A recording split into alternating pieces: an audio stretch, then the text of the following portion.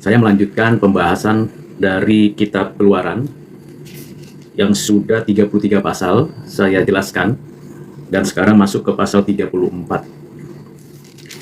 Tentunya saya akan membaca dan memberi penjelasan refleksi pribadi saya yang dipengaruhi oleh pemikiran Kristen, para teolog reformasi, dan penghayatan saya terhadap firman Tuhan.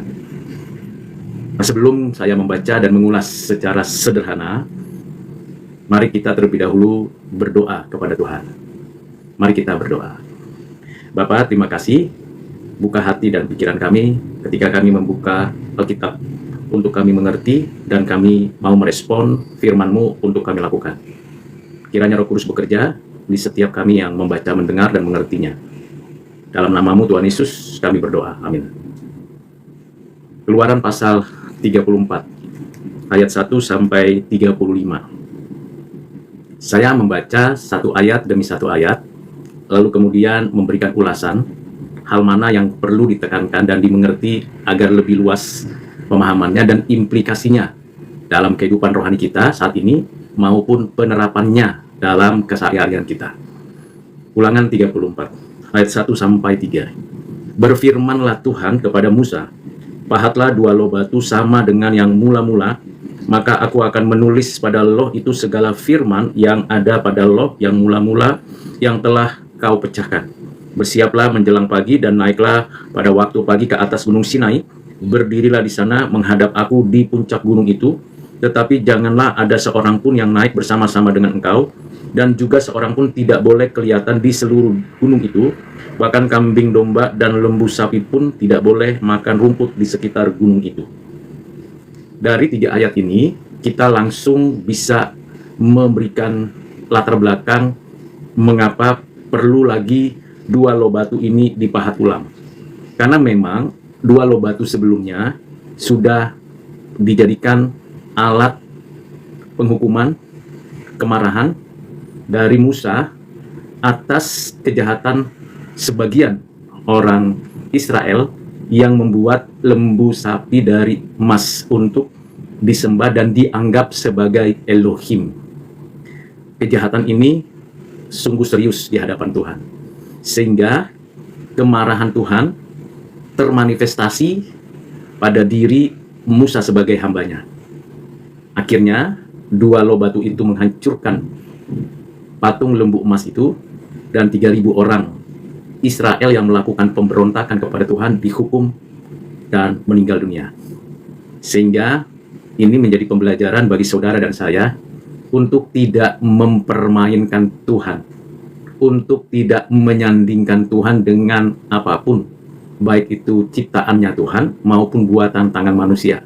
Sebaik apapun dan seindah apapun yang namanya ciptaan dan yang namanya buatan, itu tidak akan pernah setara sehakikat dengan Allah yang adalah roh adanya.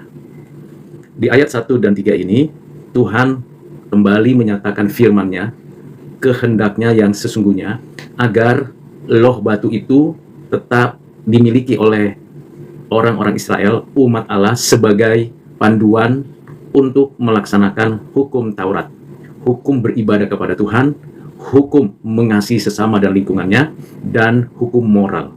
Itulah isi dari hukum Taurat.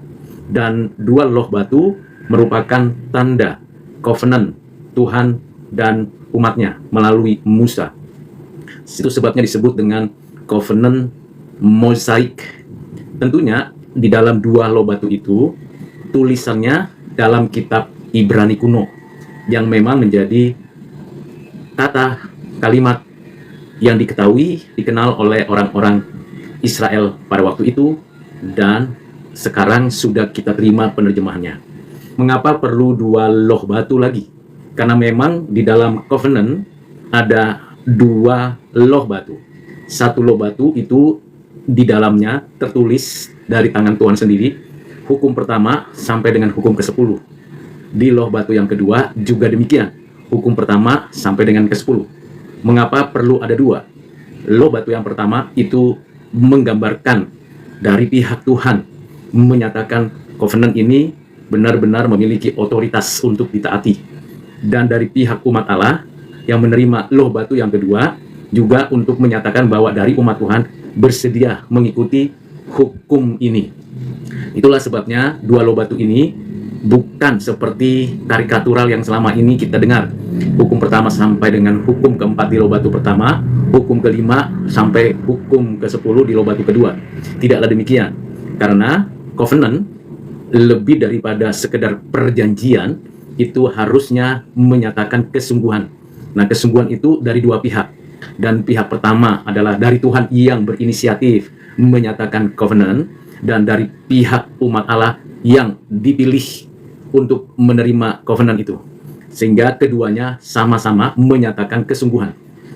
Ketika kita melihat konteksnya dalam kondisi kehidupan Israel, kita tahu bahwa orang Israel sebagai bangsa seringkali tidak menyadari statusnya sebagai umat Allah. Akibatnya, orang Israel seringkali memberontak kepada Tuhan Allah, membangkang dan melawan kehendak Allah. Namun, kita yang ada di dalam Kristus mendapatkan hukum Tuhan ini untuk kita terapkan. Sehingga benar apa yang dikatakan Tuhan di dalam Injil Matius, bahwa kehadirannya, inkarnasinya, kehidupannya sebagai manusia di bumi ini untuk menggenapkan hukum Taurat, hukum ibadah, hukum kasih kepada sesama dan lingkungan, dan kehidupan yang bermoral. Demikian juga saudara dan saya dalam implikasinya saat ini untuk tidak dalam posisi antinomina, artinya kita tetap taat hukum Taurat. Hukum Taurat itu menjadi cerminan bagi kehidupan kita agar arah kehidupan kita, struktur, individu, keluarga, masyarakat teratur, indah, dan mulia. Dengan demikian, hukum Taurat menjadi arah perbuatan baik kita.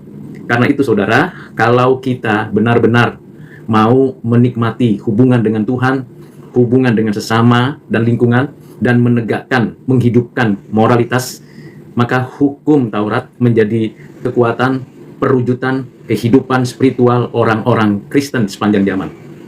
Walaupun kita menyadari ada hukum ibadah, persembahan sudah di dalam Kristus digenapkannya. Hukum sosial, hukum kasih, hukum lingkungan sudah ada di dalam penebusan Kristus.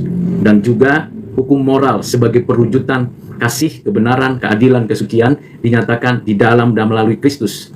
Karena itu, orang-orang Kristen saat ini menerapkan hukum Taurat di dalam Kristus yang perwujudannya ialah kasihilah Tuhan Allahmu dengan segenap hatimu dan segenap jiwamu dan segenap kekuatanmu, dan kasihilah sesamamu manusia seperti dirimu sendiri. Dalam kedua hukum kasih inilah sesungguhnya menjadi kristalisasi dari dua loh batu hukum Taurat yang kita nikmati kehidupan di bumi ini di dalam dan melalui Kristus. Oleh Roh Kuduslah kita dimampukan untuk menerapkan hukum kasih yang di dalamnya sungguh-sungguh sebagai perwujudan nyata bagi kita menerapkan hukum Taurat yang sesungguhnya. Dengan demikian, kita tidak seperti orang-orang Israel yang sebagian memberontak kepada Tuhan Allah. Walaupun kita tahu bahwa sebagian juga menaati hukum Taurat. Ada orang-orang remnant yang setia sampai akhir hidupnya memuliakan Yahweh, Elohim, Adonai, dan sungguh-sungguh menjadi orang-orang percaya. Nah, inilah pentingnya kita memahami historisitas kehadiran hukum Taurat dan penggenapannya di dalam Kristus, serta penerapannya bagi kita melalui hukum kasih. Dengan ayat 1-3 ini, kita bisa menyadari bahwa memang ada keseriusan dari pihak Tuhan kepada Musa dan orang Israel ketika memberikan hukum dua loh batu itu yang kedua kalinya. Mengapa? Karena tidak akan pernah terulang lagi. Pengulangan ini tidak bisa menjadi bagian dari sebuah tradisi. Oh, kita ulangi lagi saja. Tidak. Ini ada case di balik semua masalah mengapa dua loh batu itu mesti dibuat kembali. Tuhan menyatakan firman-Nya kepada Musa supaya Musa mempersiapkan diri menerima dua loh batu itu. Artinya itu bukan hanya sebagai monumen, sebagai artefak, atau sebagai benda yang sakral. Tidak. Yang paling esensial dari dua loh batu itu adalah isi substansi yang tertulis, yang dituliskan oleh Tuhan sendiri. Jadi janganlah kita menjadikan yang substansial itu menjadi terpinggirkan, lalu yang bersifat artefak, bersifat kasat mata itu menjadi sesuatu yang paling penting. Jadi bukan loh batunya saja yang menjadi media tulisan firman Tuhan, tetapi isi firman Tuhan itu yang perlu kita ukir di hati kita. Dan saudara dan saya bersyukur karena ada firman Tuhan yang sudah dituliskan oleh para penulis atas inspirasi dari Roh Kudus. Dan ada terjemahan yang sudah diterima oleh kita dalam segala keterbatasannya, yang dipimpin oleh Roh Kudus untuk para penerjemah memberikannya untuk kita baca. Dan ada kekuatan pertolongan Roh Kudus yang mengukir firman Tuhan itu di dalam hati, pikiran kita, untuk saudara dan saya menjadi pelaku firman Tuhan. Dengan demikian, kita menikmati dan mengalami hukum Taurat yang sesungguhnya. Di ayat yang keempat sampai dengan ayat yang ketujuh, demikianlah firman Tuhan. Lalu Musa memahat 2 loh batu sama dengan yang mula-mula, bangunlah ia pagi-pagi, dan naiklah ia ke atas gunung Sinai seperti yang diperintahkan Tuhan kepadanya, dan membawa kedua loh batu itu di tangannya. Turunlah Tuhan dalam awan, lalu berdiri di sana dekat Musa, serta menyerukan nama Tuhan. Jadi Tuhan menyerukan namanya sendiri. Berjalanlah Tuhan lewat dari depannya dan berseru, Tuhan, Tuhan, Allah penyayang dan penyasih, panjang sabar, berlimpah kasih dan setianya, yang meneguhkan kasih setianya kepada beribu-ribu orang, yang mengampuni kesalahan, pelanggaran, dan dosa, tetapi tidaklah sekali-kali membebaskan orang yang bersalah dari hukuman, yang membalas kesalahan bapa kepada anak-anaknya dan cucunya, kepada keturunan yang ketiga dan keempat. Jadi dari bagian ini ada peristiwa yang sangat unik dan sulit untuk dimengerti. Mengapa saya katakan unik dan sulit dimengerti? Karena 2 loh batu yang baru ini, pengganti loh batu yang pertama, sudah dipersiapkan oleh Musa, dan Musa naik ke atas gunung dan diserahkan kepada Tuhan. Lalu ada satu pernyataan Tuhan yang sungguh sangat sulit dan rumit. Mengapa sulit dan rumit? Karena coba kita baca ulang supaya saudara dapat mengikutinya dengan baik. Turunlah Tuhan dalam awan, Keluaran pasal 34 ayat 5, lalu berdiri di sana dekat Musa serta menyerukan nama Tuhan. Tuhan turun lalu menyerukan namanya. Ini seperti ada pribadi lain, seperti ada yang lain yang diserukan namanya. Ilustrasinya seperti ini. Saya menyerukan nama ayah saya, atau saya menyerukan nama anak saya. Maka ketika saya menyerukan, memanggil dengan keras nama ayah saya atau nama anak saya, artinya ada saya dan ada pihak lain. Tetapi bagian ini tidak mengindikasikan bahwa serta-merta kita menafsirkannya bahwa ini ada pihak lain. Itu dari perspektif kita, karena nama yang digunakan juga sama. Tuhan berseru dengan nama Tuhan. Kata Tuhan ini artinya Yahweh. Sebenarnya kalau kita mau terjemahkan literalnya, itu aku adalah aku sebagaimana aku adanya. I am what I am. Hanya saja saya dan saudara sudah menjadi terbiasa, dan tradisi kekristenan, bahkan tradisi sejak abad pertama, menyebutnya Yahweh, YHWH. Kita coba mengadopsi dan memahaminya, lalu diterjemahkan ke dalam bahasa kita menjadi Tuhan, huruf besar semua, untuk menggambarkan perbedaannya dengan Tuhan, P-nya huruf kecil, yang artinya Adonai, my Lord. Dalam bagian ini menjadi uniknya dan sangat sulit dimengerti bagaimana kita memahami Tuhan berseru memanggil nama Tuhan. Kalau kita mau ambil dalam pengertian yang sederhananya, yang Maha itu, Tuhan itu menyatakan aku adalah aku sebagaimana aku adanya. Memproklamasikan, menegaskan bahwa yang hadir itu adalah Tuhan. Yang menyatakan firman dan menulis ulang di loh batu itu adalah Tuhan. Ini sederhananya. Di ayat yang ke-6, berjalanlah Tuhan lewat dari depannya dan berseru. Ini yang kedua, yang jauh juga lebih rumit, karena dia menyatakan Tuhan, Tuhan, Allah penyayang dan pengasih, panjang sabar, berlimpah kasih dan setianya. Ini ada 3 kata, yang 2 itu kata yang sama, Yahweh. Aku adalah sebagaimana aku adanya. I am what I am. I am what I am. Lalu yang kedua, kata yang ketiga dari seruan itu ialah Elohim, Allah. Ini menjadi sebuah pemahaman yang cukup tidak mudah. Sekali lagi, bagaimana kita menyatakan pengertian ketika ada kata Tuhan berseru, Tuhan, Tuhan Allah penyayang. Apakah ini untuk menunjukkan bahwa ia sedang menggambarkan keadaan dirinya yang adalah Yahweh dan yang adalah Elohim the Mighty God? Karena kata Elohim ini penting, merujuk kepada pengertian yang sudah diredefinisi keliru oleh sebagian kecil orang Israel yang pernah membuat patung lembu emas yang dikatakan oleh Harun pada pasal 33, inilah Elohim. Jadi di sini sedang mengembalikan posisi yang sesungguhnya dari Elohim, yang adalah juga bagian pengertian kita, dia adalah Yahweh. Jadi ada Elohim, ada Yahweh. Nah, dari sisi itu kita bisa mengatakan bahwa ada penegasan yang sangat sensitif untuk menjelaskan tentang Tuhan dan Elohim.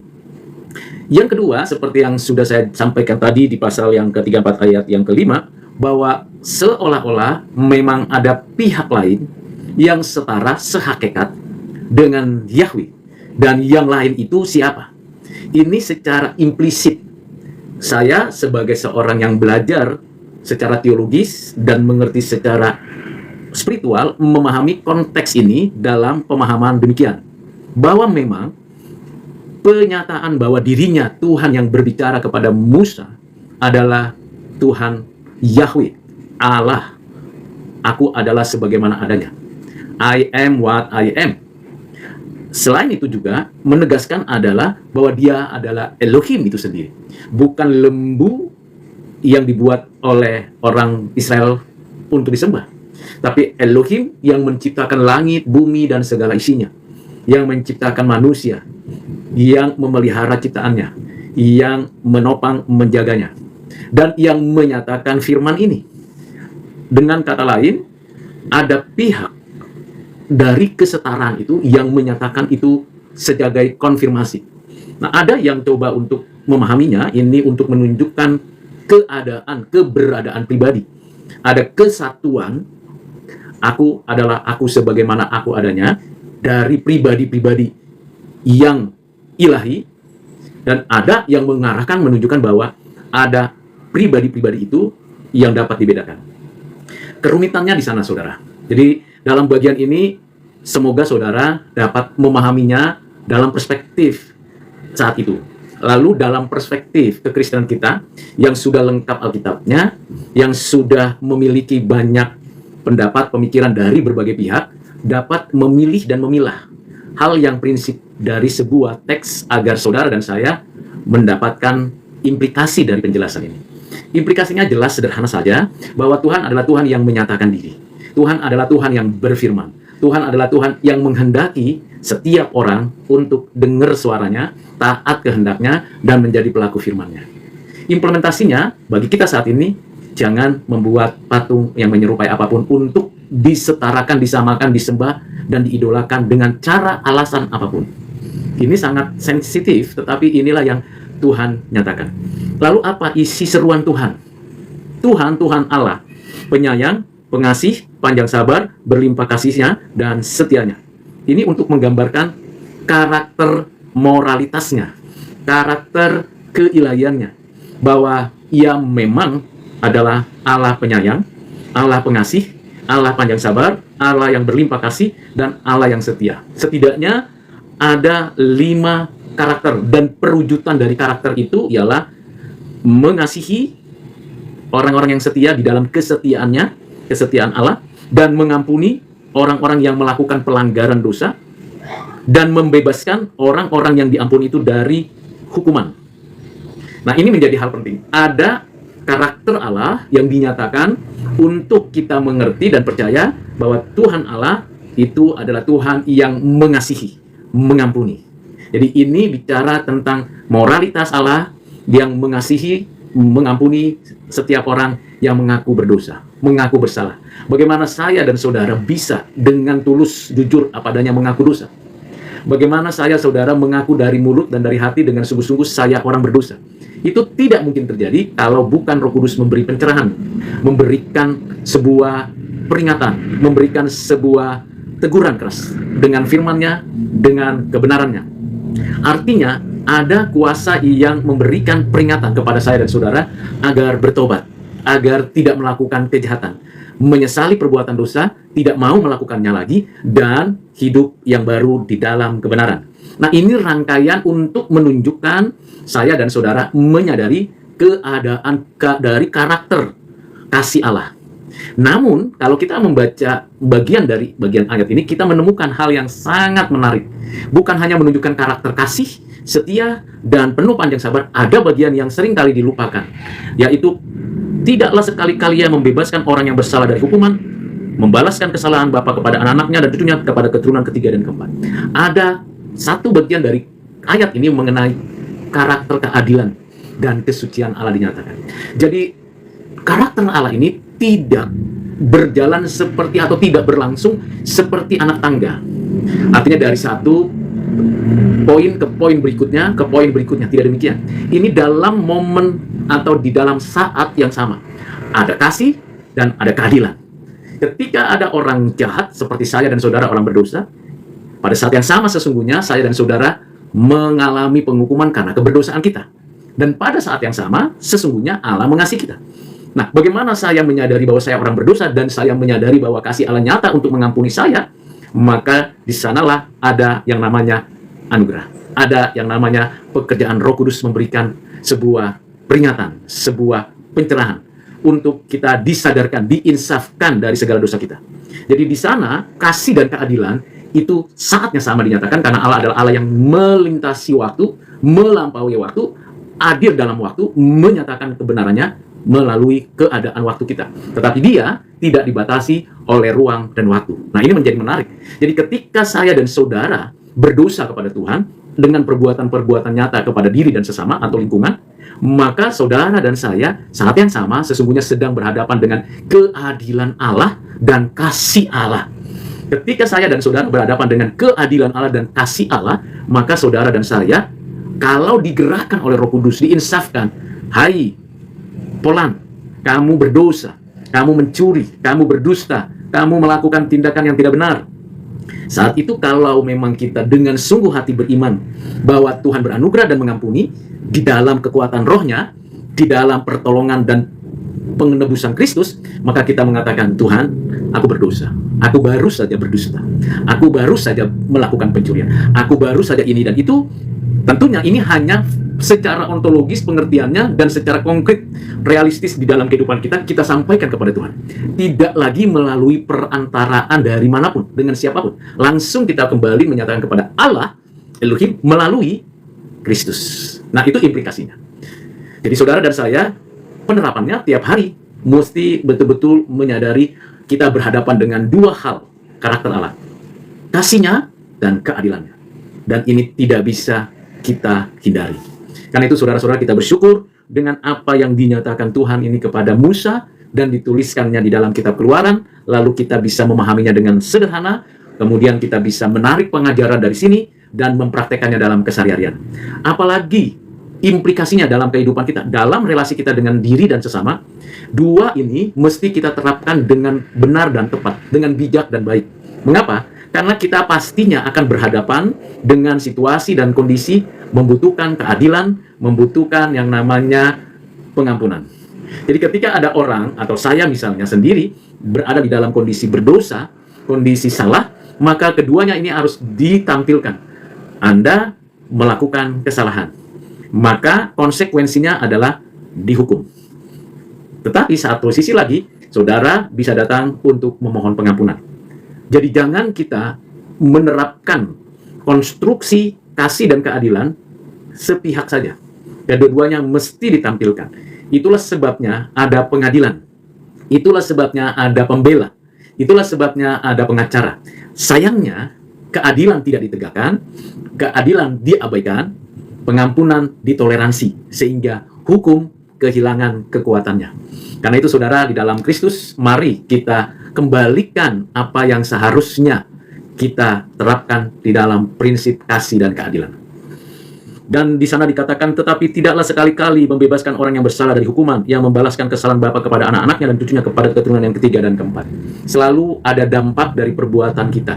Apa yang saudara tabur akan dituai oleh dirimu, apa yang akan dituai oleh anak-anakmu, bahkan oleh cucu-cucumu. Karena itu, apa yang saudara dan saya tabur, taburlah yang baik. Taburlah cinta kasih. Taburlah hal-hal yang berkenan di hati Tuhan. Supaya setidak-tidaknya, kalaupun misalnya anak-anak kita pun belum setaat yang Tuhan kehendaki, cucu-cucu kita tidak setaat seperti yang Tuhan kehendaki, namun kita tidak berkontribusi, tidak berdampak negatif terhadap keturunan kita masing-masing. Ini menjadi tanggung jawab saya dan saudara, sebagai orang tua, sebagai generasi saat ini. Saya menjadikan cerminan dari karakter saya adalah anak-anak saya dan cucu-cucu saya. Jadi saya akan mengatakan bahwa, oh, ini seperti saya waktu masih muda. Nakal, tidak bisa diatur. Apa yang saudara tabur, dituai. Namun di pihak lain, karena kasih, kita bisa mengatakan, Tuhan, tolong, kiranya Engkau berkenan, agar apa yang pernah saya tabur di masa lalu yang buruk, yang jahat, yang tidak berkenan di hatimu, tariklah, janganlah timpahkan kepada anak dan cucuku, supaya mereka bisa kembali hidup di dalam perkenanmu. Kasihanilah kami, orang berdosa ini.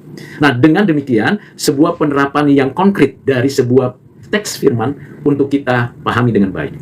Selanjutnya, di ayat 8 dan 9. Segeralah Musa berlutut ke tanah lalu sujud menyembah, serta berkata, jika aku telah mendapat kasih karunia di hadapan-Mu, ya Tuhan, berjalanlah kiranya Tuhan di tengah-tengah kami, sekalipun bangsa ini suatu bangsa yang tegar tengkuk, tetapi ampunilah kesalahan dan dosa kami. Ambillah kami menjadi milik-Mu. Luar biasa. Seorang pemimpin yang baik adalah seorang pemimpin yang tidak merebut kemuliaan Allah. Seorang pemimpin yang baik adalah seorang pemimpin yang mau mewakili orang-orang yang dipimpinnya untuk siap sedia menjadi imam bagi orang yang dipimpinnya. Agar kiranya Tuhan berjalan di tengah-tengah umatnya. Agar kiranya Tuhan mengambil umat bangsa ini menjadi milik kepunyaan. Sudahkah saudara dan saya melakukan itu untuk keluargamu, untuk anak cucumu, untuk orang-orang di sekitarmu, untuk murid-muridmu di sekolah, murid-muridmu di kampus, jemaatmu, dan orang-orang yang engkau layani? Sudahkah engkau menjadi pemimpin yang rela maju duluan, meminta belas kasihan Tuhan? Ampunilah ya Tuhan bangsa yang tegar tengkuk ini. Jadikanlah mereka milikmu. Doa yang sungguh-sungguh patut dilantunkan oleh kita setiap hari. Sebagai seorang yang memimpin keluarga, saya berupaya untuk tiap paginya menyerahkan anak-anak ke dalam pertolongan Tuhan, menyerahkan cucu-cucu ke dalam kasih setia Tuhan, menyerahkan semua orang-orang yang berada di dalam kepemimpinan saya untuk boleh sungguh-sungguh mereka menjadi milik Tuhan. Bukan milikku, walaupun aku memimpin, tapi sebenarnya yang memimpin mereka adalah Tuhan itu sendiri. Ini adalah model kepemimpinan yang sangat efektif. Model kepemimpinan yang memberikan dampak. Sehingga karena dia bukan milikku, tapi milik Tuhan, sehingga apa yang saya kerjakan untuk memimpin orang-orang yang ada di bawah saya diarahkan kepada sang pemilik mereka, yaitu Tuhan. Bukan saya pemiliknya, bukan siapa-siapa pemiliknya, tapi Tuhan. Jadi Musa di sini sangat memberikan contoh yang luar biasa kepada kita. Kendati pun tulisan ini ditulis Musa sekitar 1450 sebelum Masehi. Kira-kira 3500 tahun yang lalu ditulis dalam bahasa Ibrani kuno dan sudah diterjemahkan sampai ke dalam bahasa kita. Kita ngerti dengan sederhana. Tapi pembelajaran dari teks ini memberikan kepada saudara dan saya suatu dorongan. Mari kita berdoa untuk orang-orang yang dipimpin. Kiranya Tuhan menolong saudara dan saya.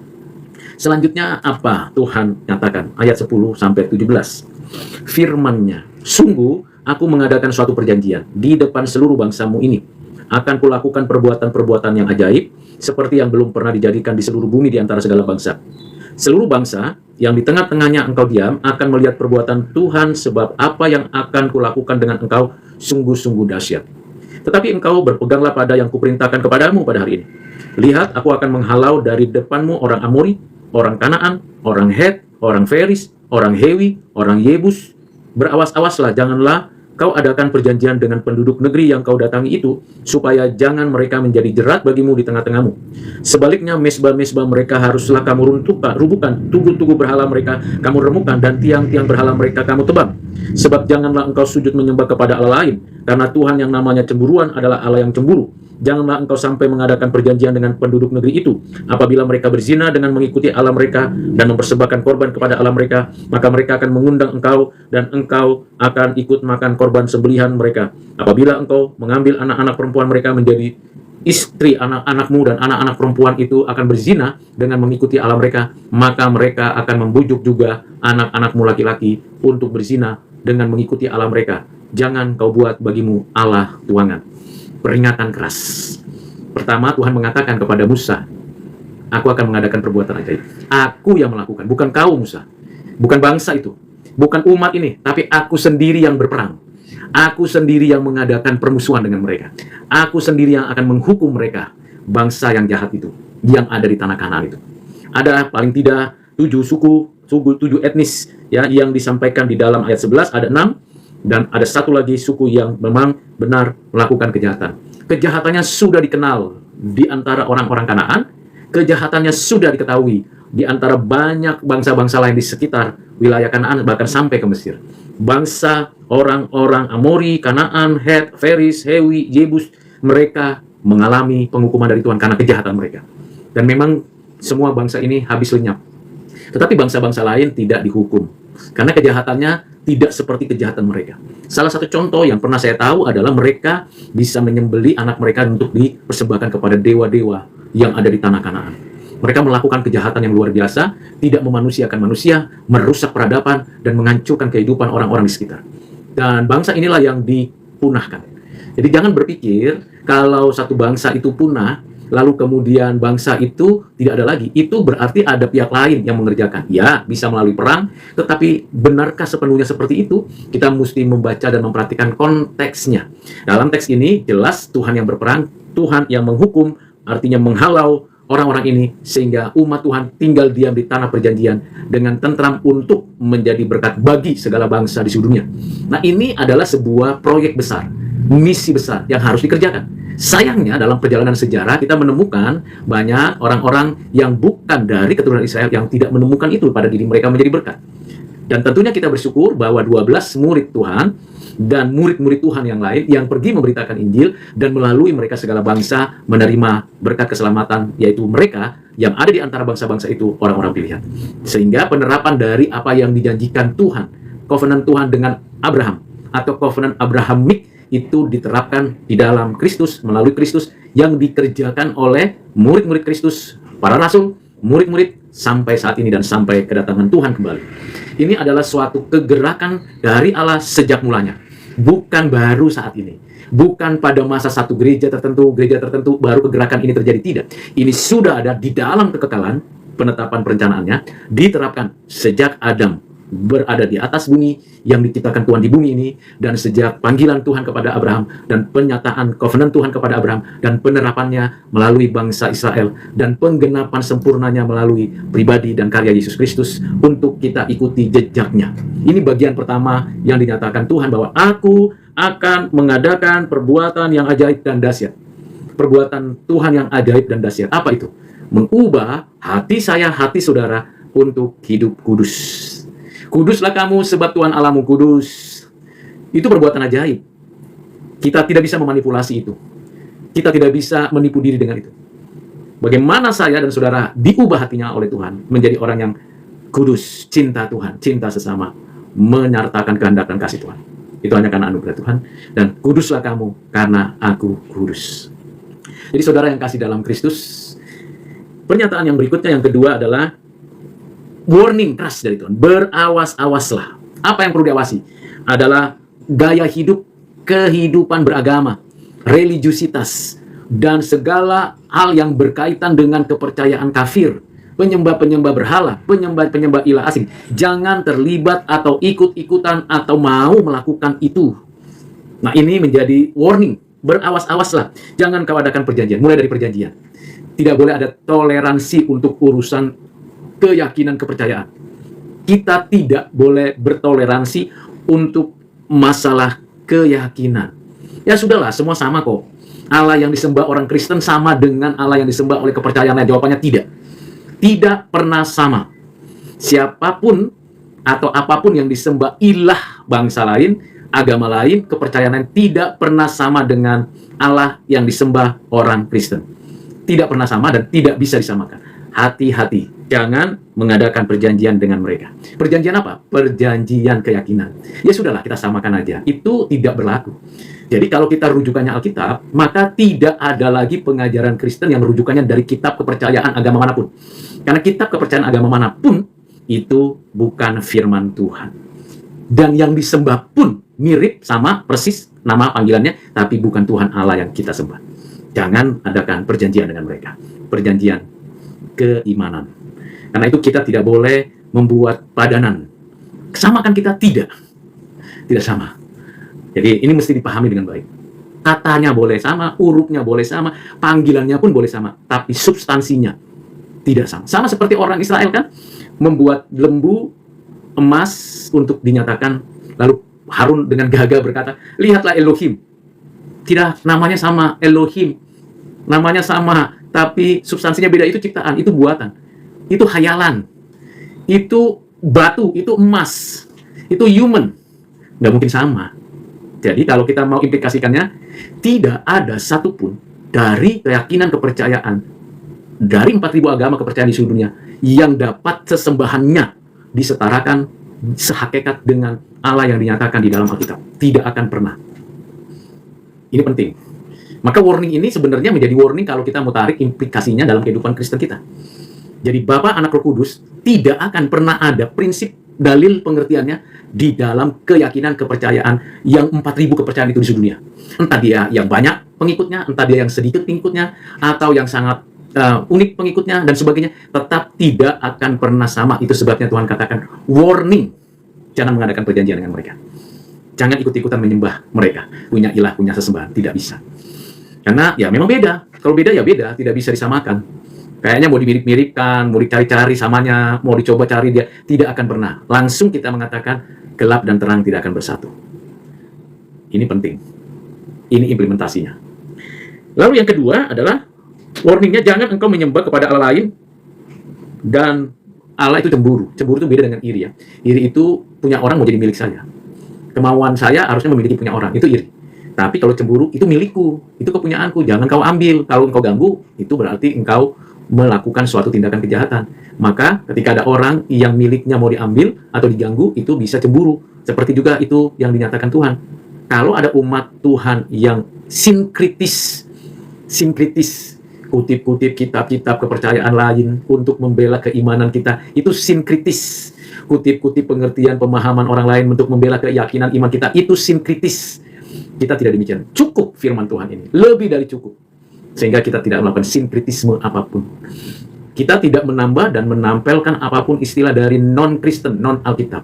Tidak perlu untuk keyakinan iman. Tapi untuk kehidupan sehari-hari, karena anugerah umum, karena berkat umum, silakan saja menggunakan produk-produk buatan manusia. Karena memang itu berkat umum, itu anugerah umum, sehingga kita bisa menggunakan pakaian, menggunakan perlengkapan rumah tangga, menggunakan segala transportasi digital dan sebagainya. Kita bisa menggunakan teknologi apapun, walaupun mereka bukan orang percaya, walaupun mereka unbeliever, silakan, karena itu adalah berbicara tentang berkat umum untuk kita nikmati. Tetapi untuk persoalan keyakinan iman tidak boleh sinkritisme.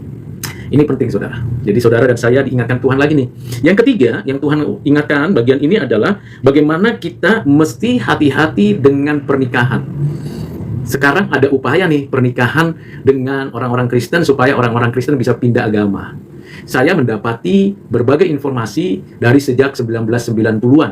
Ada upaya untuk melakukan pernikahan. Jadi diam-diam ada orang yang menikahkan anak-anak perempuan Kristen dengan berbagai iming-iming dan upaya yang indah, manis, mudah. Sehingga terjeratlah orang-orang perempuan Kristen menjadi bukan orang percaya lagi.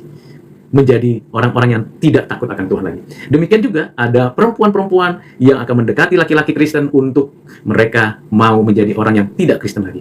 Bagi saya, setelah saya mengikuti proses pengertian pembelajaran ini, hanya dua. Kalau dia bukan orang pilihan, yang akan selamanya akan tenggelam terseret dalam dunia pernikahan tidak seiman.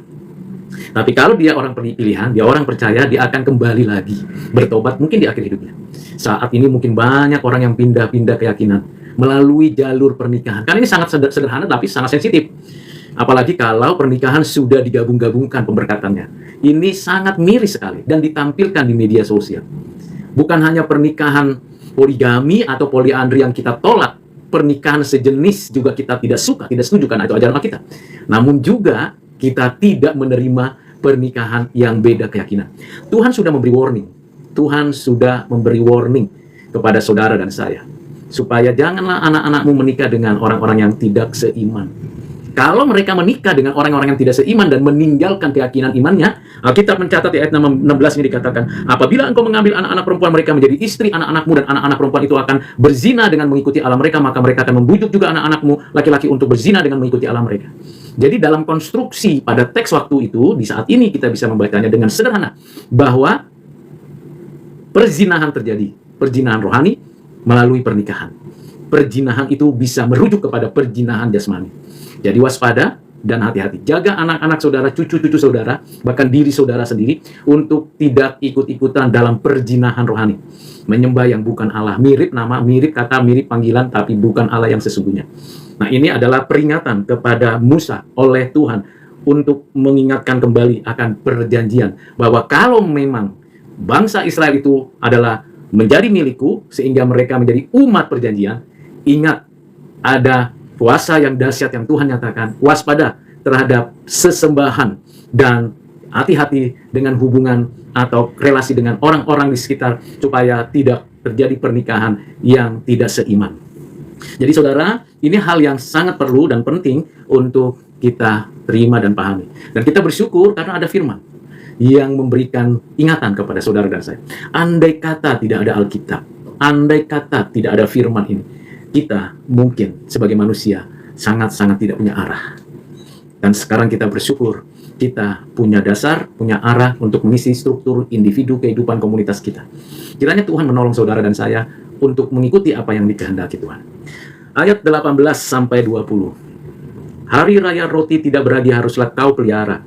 7 hari lamanya engkau harus makan roti yang tidak beragi seperti yang kuperintahkan kepadamu pada waktu yang ditetapkan dalam bulan Abib. Sebab dalam bulan Abib itulah engkau keluar dari Mesir. Segala apa yang lahir terdahulu dari kandungan, akulah yang empunya juga. Segala ternakmu yang jantan, anak yang lahir terdahulu dari lembu atau domba. Tetapi anak yang lahir terdahulu dari keledai haruslah kau tebus dengan seekor domba. Jika tidak kau tebus, haruslah kau patahkan batang lehernya. Setiap yang sulung dari antara anak-anakmu haruslah kau tebus. Dan janganlah orang menghadap ke hadiratku dengan tangan hampa. Ini berkaitan dengan ibadah. Jadi saudara dan saya, kita bersyukur karena ada ketentuan berlakunya. Kalau kita mau ibadah, jangan dengan tangan hampa. Kalau kita mau membawa persembahan, maka kita harus mempersiapkan apa yang kita harus persembahkan. Ibadah tiap minggu, ibadah apa yang perlu kita lakukan, berilah yang patut kita beri. Lakukanlah itu dengan sungguh-sungguh, dengan baik hati. Jadi, saudara, mari kita memberikan yang terbaik kepada Tuhan. Waktu kita ibadah, dan ada waktu-waktu yang kita perlu ingat. Di sini bulan Abib itu bisa diperkirakan kira-kira bulan pertama ya, bulan Januari atau awal tahun. Jadi kita mulai melakukan suatu hari di mana kita bersyukur, menolong diri kita untuk memulai yang baru, dan mengingat bahwa kita tahu bahwa kita memberikan yang terbaik. Lalu ada pengaturan bahwa ada anak-anak yang dilahirkan, ada hasil pertama dari apa yang kita kerjakan, baik itu pemeliharaan ternak atau kebun dan sebagainya. Ingat, untuk memberi persembahan, bukan untuk memperkaya Tuhan, untuk menyatakan komitmen kesungguhan kita kepada Tuhan, bahwa kita mengikuti Tuhan dengan sepenuh hati, dengan sungguh-sungguh. Jadi saudara, silakan saudara bekerja keras, saya juga dan keluarga bekerja keras, lalu anak-anak dipersembahkan kepada Tuhan, hasil yang kita peroleh kita berikan kepada Tuhan untuk dimanfaatkan bagi pekerjaan Tuhan, dan kita mengerjakannya dengan sungguh-sungguh. Dan mengingat hari-hari bahagia, hari-hari baik yang Tuhan nyatakan, semua hari baik adanya, tetapi ada momen-momen kita bersama untuk memuji Tuhan, memuliakan Tuhan. Di ayat 21 sampai dengan 26. 6 hari lamanya engkau bekerja, tetapi pada hari yang ketujuh haruslah engkau berhenti Dan dalam musim membajak dan musim menuai, haruslah engkau memelihara hari perhentian juga. Hari raya 7 minggu, yaitu hari raya buah bungaran dari penuaian gandum, haruslah kau rayakan juga. Hari raya pengumpulan hasil pada pergantian tahun, 3 kali setahun segala orangmu yang laki-laki haruslah menghadap ke hadirat Tuhanmu, Tuhan Allah Israel. Sebab aku akan menghalau bangsa-bangsa dari depanmu dan meluaskan daerahmu, dan tiada seorang pun yang akan mengingini negerimu, apabila engkau pergi untuk menghadap hadirat Tuhan Allahmu 3 kali setahun. Janganlah darah korban sembelian yang kepadaku kau persembahkan beserta sesuatu yang beragi, dan janganlah ada dari korban sembelian pada hari raya Paskah bermalam sampai pagi. Yang terbaik dari buah bungaran hasil tanahmu haruslah kau bawa ke dalam rumah Tuhan Allahmu. Janganlah engkau masak anak kambing dalam susu induknya. Ini pengaturan dalam beribadah. Jadi kerja 6 hari, ibadah 1 hari penuh. Dan ada hari-hari, waktu-waktu tertentu untuk ibadah bersama. Nah, hal yang paling penting adalah kerja. Kerja itu bagian dari ibadah. Kerja itu adalah ibadah 6 hari. Dan ibadah 6 hari itu adalah ibadah kerja secara individu atau secara kelompok sesuai dengan profesi dan bidang masing-masing. Itu ibadah. Jadi jangan berpikir kerja itu bukan ibadah. Kerja apapun profesinya, asal benar, asal suci, asal baik, asal adil, asal suci, pastilah itu ibadah. Dan kalau kita sudah kerja 6 hari, tentunya kita sudah melakukannya untuk Tuhan, untuk diri, untuk sesama, untuk kelestarian alam. Kita sudah mengerjakan ibadah dengan baik. Pada hari ke-7, hari yang dijanjikan Tuhan untuk diberkatinya, kita menikmati berkat, kita kumpul bersama, beribadah bersama. Jadi cukup untuk bersama-sama itu seminggu sekali. Nggak tiap hari lah. Ya, nggak tiap hari. Karena tiap hari kita kerja. Kan? Kerja itu ibadah. Belajar itu ibadah bagi siswa dan mahasiswa. Lalu bagi dokter, bagi suster, bagi tentara, bagi polisi, kerja di lapangan, kerja di kantor, kerja di pabrik, kerja sebagai pemimpin, sebagai perwira, sebagai pemerintahan, sebagai pengusaha, itu kerja itu ibadah. Nah, kalau kerja itu ibadah, persembahkan yang suci, yang kudus, yang adil, yang benar. Nah, seringkali kan kita kerjanya asal-asalan. Nah, waktu kerja asal-asalan, ya anggap kita menghasilkan uang lalu untuk diibadahkan, dipersembahkan kepada Tuhan pada hari Minggunya. Kerjanya sudah asal-asalan, kerjanya sudah tidak beres, lalu uangnya kita pakai untuk persembahan. Bukankah itu kejahatan double? Jadi hari pertama sampai hari ke-6 kita kerja tapi korupsi, mengemplang pajak, tidak profesional, tidak melakukan pekerjaan dengan baik, tidak bertanggung jawab, tidak menjadi berkat bagi orang lain. Lalu kita dapat upah nih, tiap minggu kah, tiap bulan kah, tiap hari. Lalu untuk upahnya itu kita bagikan, kita berikan persembahan pada hari ke-7. Bukankah kita harus memberi persembahan yang terbaik? Dikatakan di ayat 26 yang terbaik. Yang terbaik itu berarti persembahan itu harus adil, harus suci, harus benar. Jadi tidak ada istilahnya saya memberi persembahan pada hari Minggu di gereja lokal saya untuk menguduskan pekerjaan saya 6 hari itu, tidak. Justru 6 hari itu harus kerja baik, kerja benar, kerja suci, kerja adil. Dan hasilnya itu barulah kita bawa ke persembahan ke hari ke-7 untuk ibadah bersama. Nah, ini adalah konstruksi ibadah yang sesungguhnya. Jadi jangan bawa hasil kejahatanmu ke gereja. Jangan bawa hasil korupsimu ke gereja. Jangan bawa hasil tipu dayamu ke gereja. Bawalah yang terbaik kepada Tuhan. Nah, ini hal penting untuk saudara dan saya mesti tahu dan mengerti. Dan Tuhan sudah mengatakan ini kepada Musa, Musa sudah menjelaskan ini kepada orang Israel. Sayangnya banyak orang Israel juga tidak melakukannya. Sayangnya banyak juga orang Kristen tidak mengerjakannya. Saya sedang berupaya untuk melakukannya. Sekalipun kadang-kadang ada kekurangan, ada kejahatan, ada hal yang buruk mungkin saya lakukan pada tahun-tahun sebelumnya. Tapi dengan belajar, seiring dengan membaca firman terus tiap hari dan diingatkan terus oleh Roh Kudus, berupaya untuk hidup kudus, kerja bagi Tuhan. Kerja itu ibadah, dan puncaknya ibadah bersama di hari ke-7. Istirahat, beribadah di sana, dan tiap-tiap tahun beribadah kepada Tuhan dengan baik. Ayat 27-28. Berfirmanlah Tuhan kepada Musa, tuliskanlah segala firman ini sebab berdasarkan firman ini telah kuadakan perjanjian dengan engkau dan dengan Israel. Dan Musa ada di sana bersama-sama dengan Tuhan 40 hari 40 malam lamanya, tidak makan roti dan tidak minum air, dan ia menuliskan pada loh itu segala perkataan perjanjian, yakni ke-10 firman. Puji Tuhan. Saya rasa belum pernah saya mendengar ada orang yang sedekat Musa dengan Tuhan. Belum ada. Selain dia bisa tahan tidak makan, tidak minum air 40 hari lalu tetap bekerja, itu adalah contoh seorang pemimpin yang baik. Saudara dan saya menyuruh orang berpuasa, menyuruh orang berdoa, tapi tidak lakukan, itu contoh yang baik. Musa mengerjakannya dengan takut akan Tuhan. Dan di dalam keadaan yang seperti itu, Musa tetap mengerjakan bagiannya. Jadi tidak ada alasan kalau tidak makan, tidak minum, puasa dan doa lalu kita tidak kerja dengan profesional dengan baik. Tidak. Musa mengerjakan, dan blok batu itu sebagai apa dikatakan di sini? Itulah sebagai dasar dari perjanjian Tuhan dengan Israel yang diangkat menjadi bangsa umatnya. Jadi dari sini sebenarnya cikal bakalnya. Apakah Israel sekarang adalah umat Allah?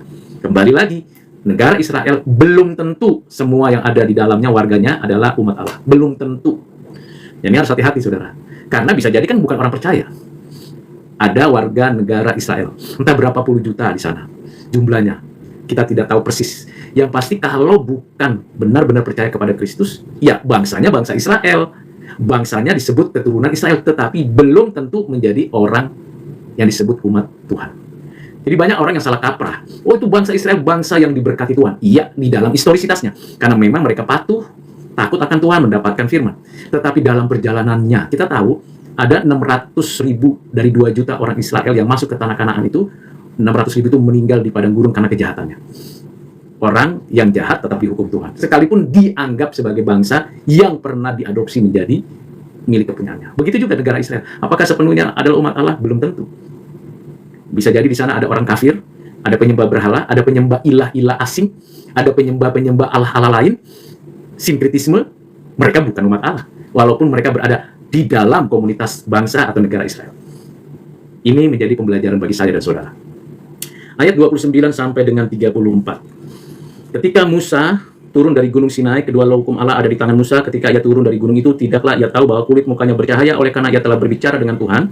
Ketika Harun dan segala orang Israel melihat Musa tampak kulit mukanya bercahaya, maka takutlah mereka mendekati dia. Tetapi Musa memanggil mereka, maka Harun dan segala pemimpin jemaat itu berbalik kepadanya, dan Musa berbicara kepada mereka. Sesudah itu mendekatlah segala orang Israel, lalu disampaikannya kepada mereka segala perintah yang diucapkan Tuhan kepadanya di atas gunung Sinai. Setelah Musa selesai berbicara dengan mereka, diselubunginya mukanya. Tetapi apabila Musa masuk menghadap Tuhan untuk berbicara dengan dia, ditanggalkannya selubung itu sampai ia keluar. Dan apabila ia keluar, dikatakannya kepada orang Israel apa yang diperintahkan kepadanya. Apabila orang Israel melihat muka Musa, bahwa kulit muka Musa bercahaya, maka Musa menyelubungi mukanya kembali sampai ia masuk menghadap untuk berbicara kepada Tuhan.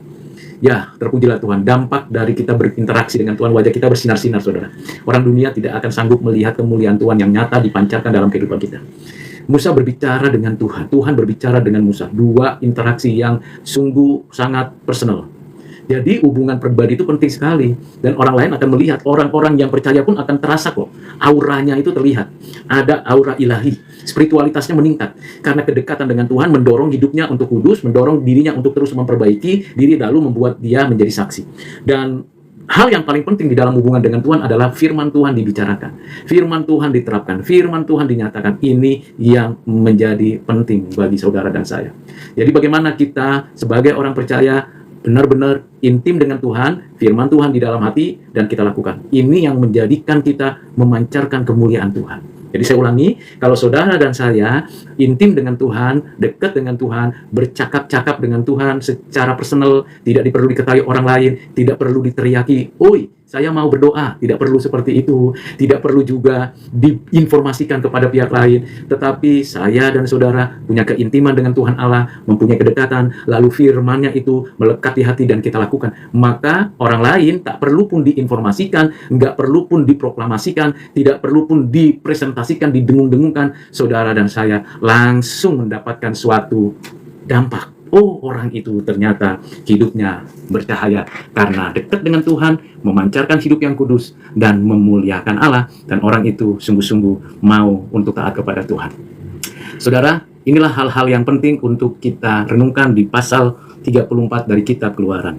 Dan kita bersyukur, satu persatu saya sudah baca ayatnya, satu persatu ayat saya sudah jelaskan berdasarkan pada refleksi, keyakinan teologis dan biblika saya, pengalaman, pengetahuan yang saya terima dan pelajari selama puluhan tahun, bahkan kehidupan praktis dari pelayanan saya sebagai orang percaya. Dan Keluaran 34 banyak sekali pembelajaran bagi saya dan saudara. Yang pertama, kesimpulannya. Kesimpulan yang pertama ialah taati hukum kasih yang merepresentasi manifestasi dari hukum Taurat. Ikuti perlahan-lahan kehendak Allah ini. Yang kedua, kesimpulannya ialah selalu menyadari keberadaan Allah yang adalah kasih dan adil. Sehingga saudara dan saya harus sungguh-sungguh menjadi orang yang menerapkan kasih dan keadilan di dalam kebenaran dan kesuciannya. Kesimpulan yang ketiga, berwaspadalah terhadap ilah-ilah bangsa asing, orang-orang unbeliever, karena kenyataannya banyak orang-orang yang menarik orang-orang percaya melalui pernikahan untuk menyangkal keimanannya yang sejatinya. Yang keempat, tetaplah bekerja keras, bahwa kerja itu ibadah, dan ketika kita beribadah, bawalah persembahan yang terbaik dari hasil ibadah kerja kita di 6 hari. Bagi kemuliaan Allah, untuk berkat bagi sesama. Yang kelima, kita bersyukur karena Tuhan mengadakan perjanjian ini karena kita dijadikan milik kepunyaannya, dan kita mengikuti Tuhan sebagaimana Tuhan mengendakinya untuk kita merepresentatifkan kehadiran Tuhan di dalam kehidupan kita. Dan yang terakhir, intimlah dengan Tuhan senantiasa. Dan firman Tuhan itu bukan hanya dibaca, bukan hanya dimengerti, bukan hanya didialogkan, tapi lakukanlah tiap hari, tiap saat dalam berbagai konteks. Kiranya dengan 6 kesimpulan ini, saudara dan saya semakin cinta Tuhan, cinta sesama bagi kemuliaan Allah. Tuhan memberkati. Mari kita berdoa. Bapak, terima kasih untuk renungan yang cukup panjang, penjelasan yang cukup mendalam, berbicara dari kitab Keluaran pasal 34. Kiranya apa yang sudah hamba-Mu sampaikan, Engkau-lah ya Tuhan yang menanamkan yang benar di dalam hati kami. Dan kalaupun ada yang kurang, yang lemah, yang terbatas, hamba jelaskan, kiranya Roh Kudus memberikan pencerahan lagi, pengertian lagi kepada setiap orang yang akan mendengarkan video dari renungan refleksi teologis ini. Berkat-Mu atas kami sekalian, dalam Kristus kami berdoa bersyukur. Amin.